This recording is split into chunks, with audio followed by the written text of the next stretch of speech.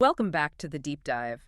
This time, we're doing something, well, pretty special. It's our grand synthesis. That's right. We're pulling together the threads from, 100 deep dives, Mm-hmm. all circling around this incredibly powerful idea from Russell Conwell, acres of diamonds. Exactly. And this isn't just looking back, is it? It's about building a final, actionable roadmap. Absolutely. Our mission today really is to hammer home this point. Mm. The resources you need for, wealth, purpose, making an impact, whatever it is, they're likely not far away. They're probably right under your nose. So we've structured this around, what, 3 key questions? Yeah, 3 core ideas from Conwell's philosophy. Yeah. First, where should you actually be looking for these opportunities? Second, how do you change your own perception, your mindset to actually see them? Okay. And finally, once you find them, what do you build? What's the action plan? That sounds like a solid framework. Okay. And we have to start with the story itself, Conwell's story about Ali Hafed. It just perfectly illustrates this human blind spot we all seem to have. It really does. So Conwell told this story over and over. Ali Hafed, a wealthy Persian farmer, right? He's got this great farm, fertile land, near the river Indus. Seems pretty set. Yeah, sounds like he's doing okay. He is. Until a visiting priest tells him about diamonds, about the incredible wealth, the power, how you could have anything if you just found a diamond mine. Ah, the lure of the elsewhere. The grass is always greener. Precisely. Suddenly, his amazing farm seems, well, inadequate. He gets completely obsessed with finding diamonds, convinced the real fortune is somewhere far off, exotic, probably dangerous. So what does he do? Let me guess. He sells the farm for, next to nothing, really. Leaves his family and just wanders the world, Europe, Asia, searching. For years. Finds nothing. Finds absolutely nothing. Ends up completely broke, alone, destitute. Dies in poverty somewhere in Spain, I think Conwell said. A tragic end driven by this chase. Okay, but that's not the kicker, is it? The real punchline comes after he's gone. Exactly. So the guy who bought Ali Hafed's farm, he's out working the land, maybe tending the stream that runs through the property, and that same priest comes to visit again. Okay. The priest walks into the house and sees this flash of light from the mantelpiece. He rushes over all excited, saying, "A diamond? Is that a diamond? Has Ali Hafed returned?" And the new owner? The new owner's totally casual about it, says something like, "Oh, that's just a stone. Found it out in the garden stream when I was watching the camels," or something like that. Just a shiny rock he thought looked nice. But the priest knows better. The priest, being more knowledgeable, insists that is a diamond. They rush out to the stream, stir up the sand, and boom, more gems. Beautiful, valuable diamonds. Right there, in the backyard. Right there. They had literally stumbled upon the diamond mine of Golconda, historically one of the richest diamond mines ever known. Golconda. That name rings a bell. Source of some seriously famous jewels, right? Huge ones. The Koh-i-Noor, the Hope Diamond, possibly. Legendary stuff. Supposedly even richer than the Kimberley mines in South Africa, historically speaking. And it was Ali Hafed's backyard. He sold it to go look for it. That is just brutal irony. And Conwell argued this isn't just some ancient fable, right? He saw this happening all the time, even in America. Yeah, he used a couple of examples that hit closer to home for his audience. First, there was this farmer in Pennsylvania. Okay. Owned some land. Maybe things got a little tough financially. But instead of digging deeper, literally or figuratively, on his own property, he sells it. Why? He secured another job, first collecting oil up in Canada for his cousin. Conwell actually gives him a little credit for that, says he wasn't totally foolish because he lined up the next thing. Very practical move in one sense. But he sold the farm right before oil was discovered there. Massive oil reserves right under the land he just sold. He got his, $15 a week job or whatever, and missed out on a fortune. Ouch. Okay, what was the other story? You mentioned someone educated. Yeah, this one might be even more pointed. A young guy, Yale graduate, trained as a mining engineer, actually teaching mineralogy. He gets offered a job, maybe continuing to teach, for $45 a week. Which wasn't terrible money back then, but... But he was insulted. Yeah. A man with my brains, working for $45 a week. He felt his talent was completely wasted locally. Convinced the real opportunities, the silver and gold, were all the way off California, probably. So he sells his place, too. His homestead in Massachusetts. Yep. Sells his family homestead in Newburyport. And the story goes, the guy who bought it starts working the land, maybe digging potatoes near an old stone wall by the gate. He finds a chunk of native silver, like an 8-inch square block of it, embedded right in the stone wall. You're kidding. Nope. And the real kicker, the Yale professor, the mineralogy expert who thought silver was thousands of miles away. He supposedly sat on that very stone wall while making the deal to sell the place. Oh, come on. That's almost too perfect. Conwell swears it's true. He missed maybe $100,000 worth of silver, a fortune back then, literally sitting under him while he complained about $45 a week. Wow. Okay, so these stories really set the stage. The challenge is overcoming that blindness, that assumption, that opportunity is always somewhere else. Exactly. And that's the mission for the rest of this deep dive. We're taking all those lessons on resilience, character, awareness, creativity, and weaving them together to help you locate, see, and then actually build on your own acres of diamonds. All right, let's dig into that first part then. Where to look? The location of the treasure. Conwell's core message really hammers this point home, doesn't it? It directly attacks that fantasy of looking elsewhere. It really does. Yeah. He was speaking to audiences, often in Philadelphia, and he'd say things like, if you can honestly attain unto riches in Philadelphia, it is your Christian and godly duty to do so. He was basically saying, stop dreaming about New York or Boston. Your big chance is here. The duty part is interesting. He framed it almost as a moral obligation to succeed where you are. Yes. Don't chase mirages. Focus on maximizing what's right in front of you, your local potential. And this idea finds a really powerful echo in the words of Booker T. Washington around the same time. With his famous cast down your bucket where you are speech. Exactly. It's such a strong parallel. Washington wasn't just giving advice to Black Americans. He was pleading with the entire South, particularly the white leadership. What was his specific argument there? He was saying essentially, look, you need labor, you need to rebuild the economy. Don't look to immigrants from far-off lands with different languages and customs. Rely on the 8 million Black citizens you already have here. You know their habits, their loyalty, their connection to this place. He was arguing that the most reliable, most valuable resource was the one already present. Precisely. The immediate human capital.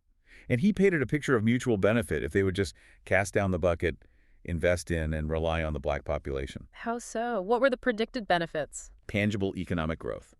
He said they would buy up surplus land, make neglected areas productive again, blossom the waste places, and provide the steady, reliable workforce needed for factories and industries. So, economic stability and growth rooted in utilizing the local population. Yes, and social stability too. He described the Black population as patient, faithful, law-abiding, generally accepting of the social realities of the time, however unjust. He argued this internal reliance would be far more stable than bringing in unknown foreign elements. It's that vision of integration based on practical necessity, right? The one is the hand analogy. Exactly. He conceded that in purely social matters, the races might remain separate, like the fingers on a hand. But in everything essential for mutual progress, economics, industry, civic life, they needed to work together, one as the hand. It's a profound call to recognize the immense untapped value right there. A social acre of diamonds. Now, we do need to address Conwell's perspective on poverty, which was quite different and definitely more controversial than Washington's call for mutual uplift. Yes, it's a stark contrast. While Washington focused on systemic opportunity and integration, Conwell was laser-focused on individual responsibility, sometimes quite harshly. He had some pretty strong words, didn't he? He did. He famously claimed the number of poor people genuinely deserving of sympathy was very small. His view, essentially, was that in America, poverty stemmed either from one's own shortcomings or someone else's shortcomings imposed upon them. So always a failure of agency or action somewhere in the chain. Either personal failure or being failed by someone else's actions, but never just circumstance. That seems to be his implication. A failure to see or seize local opportunity, perhaps being exploited, but ultimately rooted in a lack of effective action.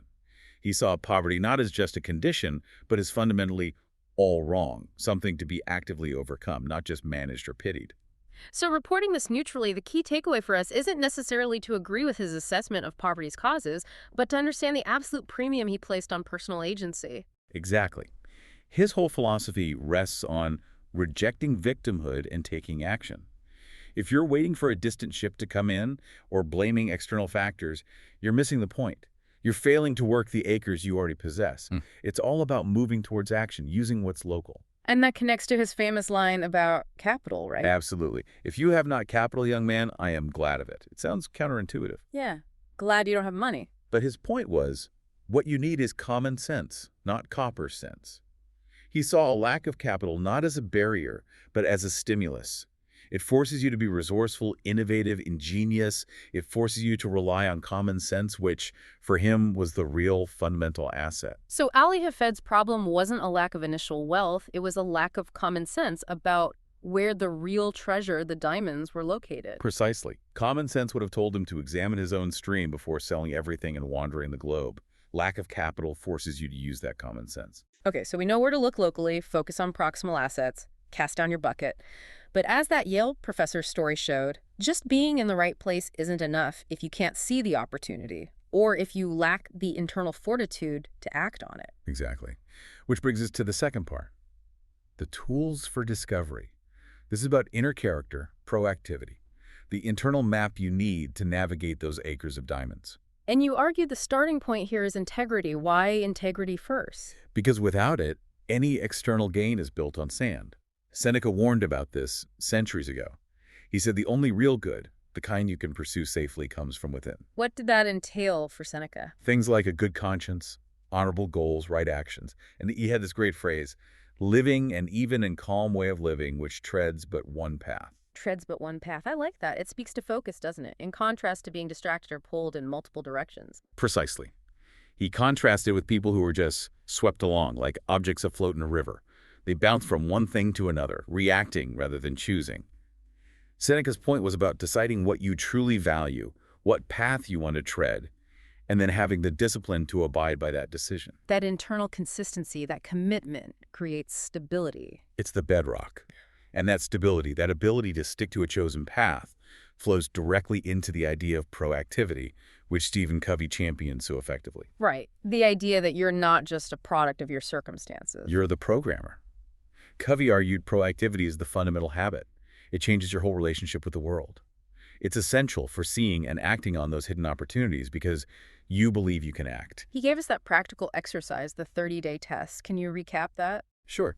The challenge is, for 30 days, focus only on your circle of influence. That means things you actually have control over: your actions, your responses, your attitude. Ignore the wider circle of concern: politics, the economy, other people's behavior, things you can worry about but can't directly change. So be a model, not a critic. Work on yourself. Exactly. Be the change, essentially. And this leads to Covey's really challenging point about where the problem lies. Which is? If you find yourself thinking the problem is out there, it's my boss, it's the market, it's the government, Covey says that thought itself is the problem because it places control outside of yourself. The proactive person recognizes that the real leverage lies in their response to the situation, not the situation itself. That really puts the onus back on us. It builds the sense of an internal fortress, doesn't it? Which reminds me of Viktor Frankl. Absolutely. Frankl, writing from the unimaginable horrors of the concentration camps, observed that even when everything external is stripped away, the core of human personality, the freedom to choose one's attitude, remains inviolable. That space between stimulus and response, that's where our power lies. That's the ultimate source of human dignity, he argued. It is. And Frankl had a fascinating take on finding purpose, too. He didn't think we invent our missions in life. He thought we detect them. Detect them? How so? He believed life itself poses questions to us through our circumstances, our challenges. Our job is to answer life's questions by taking responsibility for our specific tasks, the ones set before us as unique individuals. It's about listening and responding, not just imposing our will. The inner commitment comes first. We see such a dramatic example of that kind of internal shift leading to external change in the life of Malcolm X. A profound example. Yes, moving from Michigan to Boston was a key geographical shift, but the truly radical transformation happened later, internally, while he was incarcerated. That's what unlocked his potential. He described his own life as a chronology of changes, right? Yes. And he attributed his most significant change, his redemption, to his deep immersion in study and the principles of Islam while in prison. He felt it lifted him from the muck and the mire, as he put it. That internal awakening, that sense of redemption, became the driving force in his life, more powerful even than his admiration for any single mentor. It's that principle-centered life again. He became the programmer. He famously spoke about being at Harvard later. Right, speaking at the Harvard Law School Forum, he looked out the window and realized he was looking towards the area where his old criminal gang used to hang out. The stark contrast, invited speaker at Harvard versus the likely dead criminal he might have become, hit him hard. It reaffirmed the power of that internal transformation. The character shift had to happen before the external opportunities could manifest.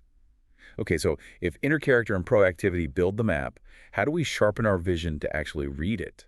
How do we avoid being like Ali Hafed or the Yale professor, blind to the riches right there? This requires a really disciplined way of seeing perception. And this is where the Stoics come in, their ideas about perception. Exactly.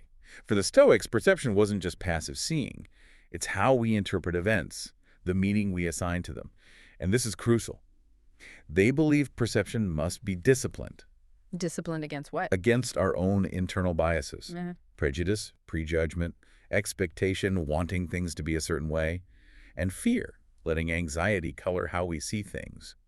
The goal is to strip that away and see things simply, objectively as they are. Not automatically labeling things good or bad. Right, just seeing them as information. This is like Covey's circle of influence applied to our judgment. And it leads directly to that famous Stoic idea. The obstacle is the way. How does that work? If you hit a wall, an obstacle. If you encounter an obstacle, especially one that seems genuinely insurmountable, Yeah. you don't just give up or rage against it. You shift your focus. You turn the obstacle itself into an opportunity. An opportunity for what? To practice some other virtue or skill. If you can't get the funding you need, external obstacle, okay, use it as a chance to practice resourcefulness, ingenuity, Conwell's common sense. If you face unfairness or betrayal, use it to practice resilience, forgiveness, or maybe just humility and acceptance. So the effort shifts, but it doesn't stop. The real win isn't necessarily overcoming the external thing, but the internal growth you get from trying. Precisely. The development of character is the real prize. And achieving that kind of clear sight, that objective perception, often requires something countercultural. Quiet, reflective awareness. Right. We live in such a noisy, action-oriented world. But the sources suggest solitude and deep observation are actually advantages. Massive advantages. And the data backs this up, especially when looking at introversion versus extroversion. What does the research show? Studies consistently find that introverts tend to outperform extroverts academically, high school, college, especially on critical thinking tests. It seems introversion is a better predictor of academic success than even raw cognitive ability. Why is that? Is it about being smarter? Not necessarily. It seems to be about their approach. Introverts naturally gravitate towards focused concentration, they spend more time in deep reflection, and crucially, they're often less susceptible to the pressures of groupthink. They get more graduate degrees, for instance. And we see this in innovation stories, too. You mentioned Steve Wozniak. Perfect example. Designing the Apple I, the first real personal computer. Was he in some buzzing collaborative brainstorming session? No. He worked mostly alone. In his cubicle. Yeah, at Hewlett-Packard. He'd go in super early, like 6:30 a.m., stay late, work weekends, basically maximizing the quiet time when he could just think without interruption. And he enjoyed that solitude. He described those quiet midnights and solitary sunrises as the biggest high ever. That breakthrough moment when the letters finally appeared on the screen after months of solitary effort, that happened in isolation. That deep, undistracted focus allows you to see the technical diamonds others might miss. Okay, so quiet observation helps us see the truth, which leads to the final part of sharpening the lens. Communication, but communication rooted in that truth. Yes. Rhetoric, persuasion, but tied firmly to integrity. Because once you see your diamond, you often need to convince others. But if that persuasion isn't based on truth, it's just manipulation. Plato was worried about this, wasn't he? And That we're he's just dialogue. Deeply worried. He saw rhetoric, when used dishonestly, as just a trick, a semblance of real political art, basically a form of flattery. He argued you couldn't have truly good just rhetoric without first having a deep understanding of justice.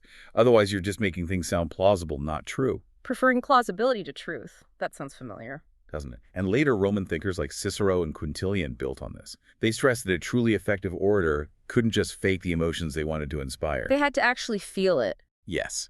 If you want to arouse indignation in your audience, Cicero argued, you must genuinely feel indignant yourself. You can't just simulate it effectively long-term. The force comes from the underlying conviction, the integrity, the truth behind the words. That ensures that when you try to get others to help you mine your discovery, you're leading them towards something real. All right, so we've covered where to look locally and how to see. Integrity, proactivity, clear perception.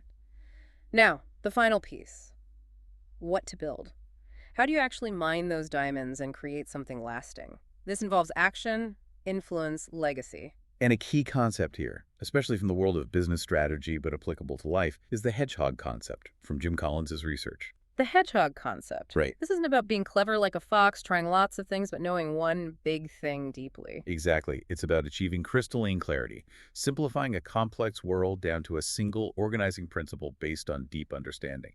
It exists at the intersection of three circles, three key questions. What are those three? First, what are you deeply passionate about? What really drives you? Second, what can you be the best in the world at? And equally important, what can you not be the best at? Okay, passion and unique capability. What's the third? What drives your economic engine? Or if not strictly economic, what drives the resource engine that sustains your endeavor? You need clarity on all three. Where they overlap, that's your hedgehog concept. And this isn't something you just figure out overnight. Definitely not. Collins found it took the good to great companies about 4 years, on average, to really nail this. It's an iterative process. It involves confronting brutal facts, asking hard questions, debating, making decisions, learning from results.